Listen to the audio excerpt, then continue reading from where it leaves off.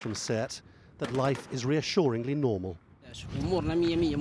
I'm a worker, I'm going home, everything's fine here. I'm here to buy some vegetables, our city is safe. Don't believe AlJazeera or AlArabiya. For me, it's just normal. Nothing is going on. Thanks God, everything is fine. Supplies on the shelves as usual, no problems. The enormity of the censorship by the Libyan authorities hides some remarkable contradictions. These pictures appear to bear out claims by the rebels that they shot down a fighter jet near Ras Lanouf, something the regime would never want its people to hear about. Yet the opposition fighters seem disarmingly honest about their capabilities. This man freely admitting to never having used an anti-aircraft gun in his life before this. They have planes, we only have Kalashnikovs, says this rebel fighter. The fact the uprising is still making ground in places says absolutely nothing for the credibility of the Libyan military machine. So the propaganda mirrors the fighting. Libya is essentially two countries, and they're telling two entirely different stories. Lawrence Lee, Al Jazeera. Well, let's hear now from two of our correspondents on the ground in Libya. Anita McNaught is in the capital, Tripoli.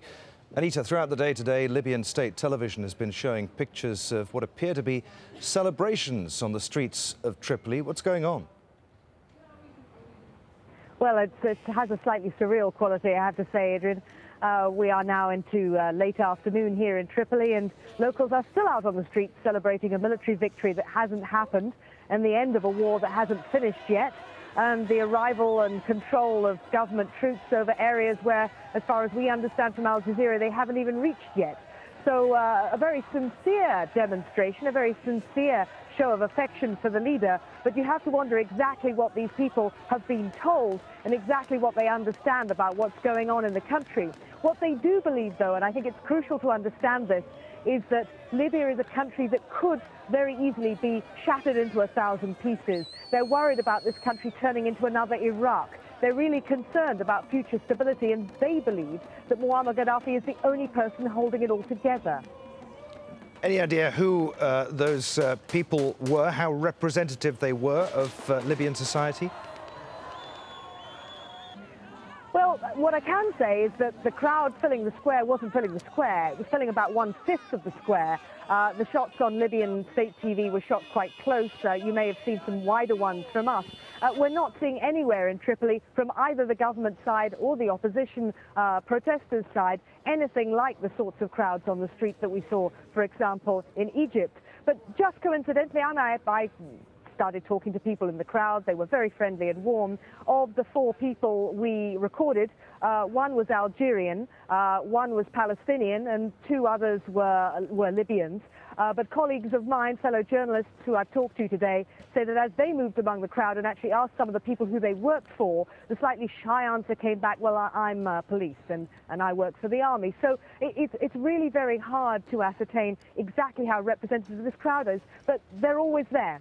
There is always, when necessary, a very warm, happy, lively pro-Gaddafi demonstration in Green Square. Sometimes they go on all night. Fireworks, often every night of the week. And lots of live music, too, good concerts.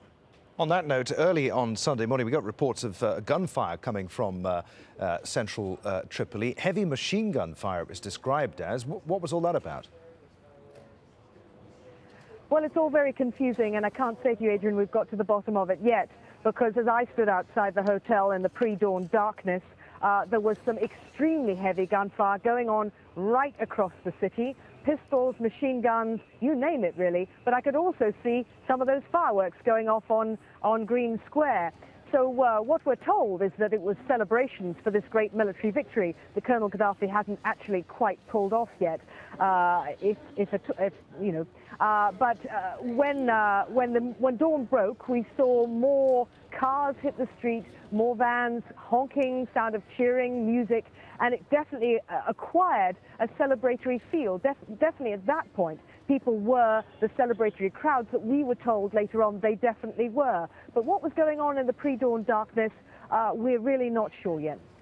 Anita, many thanks. Al Jazeera's Anita McNaught live there in the Libyan capital, Tripoli. Let's take you now to north-central Libya. Al Jazeera's Tony Bertley joins us from, well, you're near the town of Ras Lanouf. Is that right, Tony?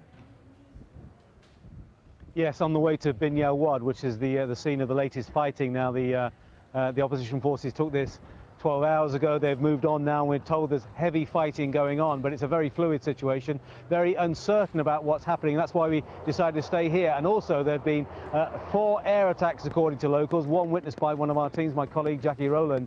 And there's a threat from the air. So at the moment, we're not exactly sure what's going on. We're told there's fighting within the small town, the sniper fire going on, and there's pretty heavy resistance. And that's unlike the resistance here. According to the locals, there was not any resistance from the pro-Gaddafi forces. It was more a withdrawal. So we're asking questions that this has gone so quickly and so smoothly. The question is why, and when are Gaddafi's forces really going to hit back?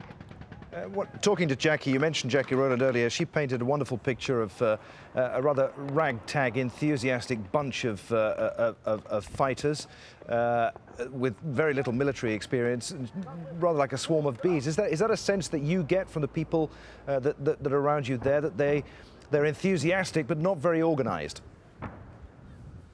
Yes, I think they're driven by enthusiasm and not so much by experience, and they believe that they have God on their side and they're going to liberate this country. They have a lot of heavy weapons at their disposal. We were seeing today multiple rocket launchers, surface-to-air missiles, tanks, and so forth. So they have got a good array of equipment to use, but they're coming up against a quite sizable force. And everyone around here, realistic people, I should say, are telling me that Sirte is a completely different ballgame. This is the heartland of Gaddafi, pro-Gaddafi forces, and this is seen as the gateway to the east. If Sirte falls, there's very little to stop the forces here going all the way to Tripoli. So, you know, Gaddafi is going to make a stand there if he's going to make a stand, but I'm also told a lot of heavy weapons there, a lot of technology, and people are saying here 100 kilometers down the road from here, and there's going to be a different scenario being played in the next few days if those forces continue going forward.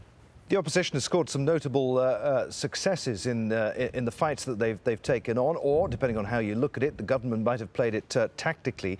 You talked about the airstrikes earlier. What sort of an impact does it have on the morale of the fighters there when faced with the kind of firepower that the government has at its disposal?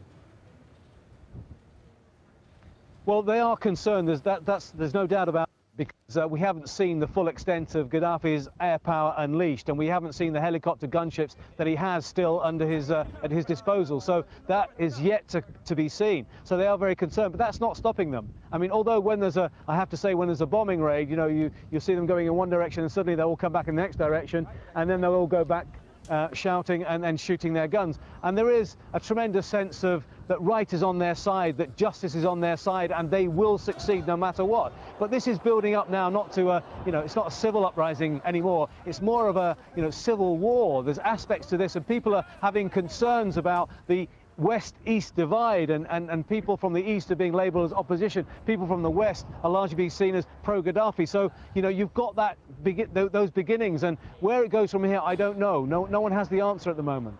Tony, many thanks indeed. Al Jazeera's Tony Birtley live there